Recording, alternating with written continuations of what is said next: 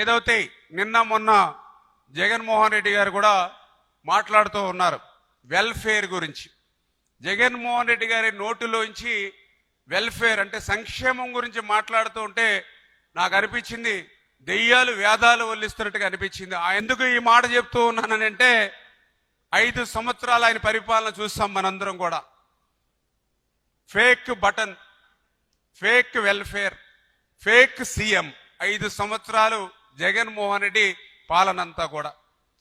ఎందుకంటే fake welfare, fake button, fake CM Jaganmohan రెడ్డిని ఎందుకు చెప్తూ ఉన్నానంటే మోసకారి సంక్షేమం ఏదైతే ఉందో దాన్ని ఒక్కసారి మీరందరూ కూడా గుర్తు చేసుకోండి.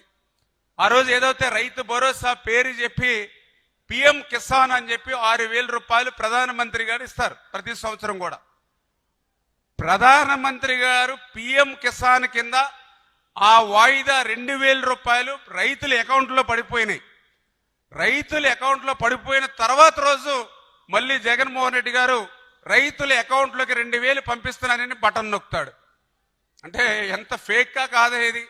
ఆల్రెడీ అప్పటికే ఒక రోజు ముందుగానే నరేంద్ర మోడీ గారి దగ్గర నుంచి మనకి అకౌంట్లోకి డబ్బులు వచ్చేసాయి రైతులకి. అంటే వచ్చేసినటువంటి సొమ్ము కూడా ఈయన మళ్ళీ దానికి ఒక పేపర్లో పెద్ద అడ్వర్టైజ్మెంట్ వేసుకుని టీవీలో ఒక అడ్వర్టైజ్మెంట్ పెట్టుకుని ఒక ఫేక్ బటన్ నొక్కి మళ్ళీ మనల్ని మోసం దగా. అందుకే fake button, fake welfare, fake CM అన్నటువంటి పరిస్థితి జగన్మోహన్ రెడ్డిది.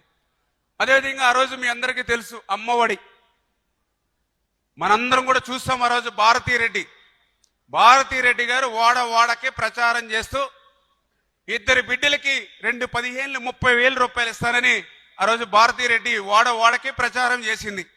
వీడియోస్ సహా అన్నిట్లోనూ పేపర్లో ఉన్నాయి, టీవీలో ఉన్నాయి, అన్ని మనం చూస్తాం. కానీ అధికారంలోకి వచ్చాక మాట తప్పి మడమ తిప్పి 2 కాదని చెప్పి ఒకళ్ళకే ఇచ్చారు. మనం ఒకళ్ళకి ఇవ్వడం కూడా 15,000 అని చెప్పి మళ్ళీ దాన్ని మీ అందరికీ తెలుసు 14,000 చేశారు. తర్వాత మళ్ళీ 13,000 చేశాడు. లాస్ట్కి వచ్చేటి కొంతమందికి 7,000 రూపాయలు అందినటువంటి పరిస్థితి. ఇంకా ఎంత అన్యాయం అని అంటే 5 సంవత్సరాల్లో మళ్ళీ మీ అందరికీ కూడా 1 సంవత్సరం ఎగ్గొట్టేసినటువంటి పరిస్థితి. అంటే 1 సంవత్సరం మళ్ళీ ఎగ్గొట్టేశారు. మరి అటువంటి వ్యక్తి ఈరోజు మరి fake welfare, fake button, fake CM అనడంలో అతిశయోక్తి ఏమీ లేనిటువంటి పరిస్థితి అని చెప్పి ఈ సందర్భంగా మరి మీ అందరికి కూడా తెలియజేసుకుంటూ ఉన్నా. అదేవిధంగా మీ అందరికీ తెలుసు పెన్షన్ 3,000 రూపాయలు పింఛను పెంచుతానని చెప్పాడు ఆ రోజు. సరే 3,000 రూపాయలు పెంచుతాడని చూస్తే అప్పటికే 2,000 ఉంటే 1,000 రూపాయలు పెంచాలి. 1,000 రూపాయలు పెంచడానికి ఎంతకాలం పట్టింది ఆయనకి? 5 సంవత్సరాలు పట్టింది. 250, 250, 250, 250 అంటే 1,000 రూపాయలు పెంచడానికి 5 సంవత్సరాలు పట్టింది. మరి ఆ రోజు 3,000 రూపాయలు ఇస్తానని 5 సంవత్సరాలకు కానీ మరి హామీని అమలు చేయనటువంటి వ్యక్తి మరి fake button, fake welfare, fake CM అనడంలో మరి అతిశయోక్తి లేదనేటువంటి విషయాన్ని, మరొక విషయాన్ని కూడా మీకు గుర్తు చేస్తూ ఉన్నా. మద్యపాన నిషేధం. ఎవరు చెప్పారు ఈ మాట?